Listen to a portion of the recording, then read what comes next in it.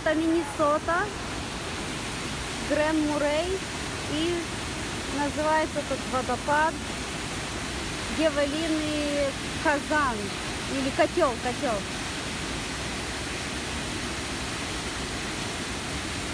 Вот там вода падает, и неизвестно где выходит. Вот.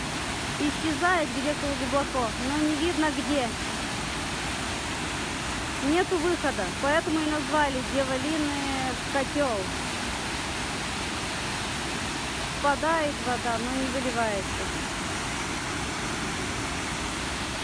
Шумно.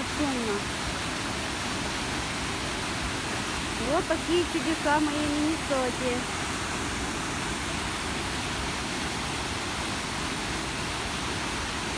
Красота.